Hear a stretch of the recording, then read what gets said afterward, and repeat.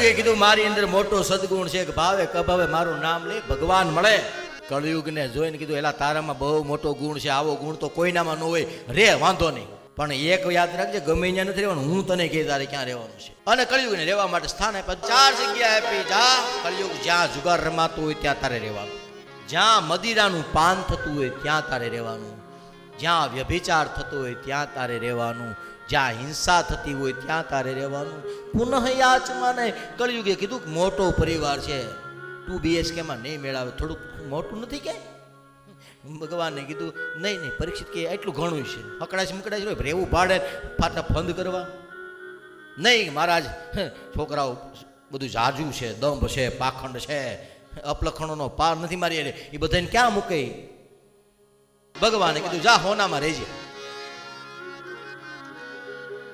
એલા દાદા હોનામાં રહી તો અહીંયા મૂકી દેવું પડશે, દ્વારિકામાં વીટીમાં નહીં, બધું હોનું જેટલું હોય હોનું બધા હોનામાં. કળિયુગ કે ભગવાન કે કળિયુગ તારે રહેવાનું. પણ લખ્યું છે અનીતિના પૈસાથી ઘડાવેલું, કોઈકનું ઓળવેલું, છેતરીને આંચકી લીધેલું, ચોરેલું, લૂંટેલું, એ દરેક સોનાની અંદર ભગવાને કીધું કળિયુગને, પરીક્ષિતે કીધું તારો વાસ. કળિયુગને સ્થાન આપ્યા.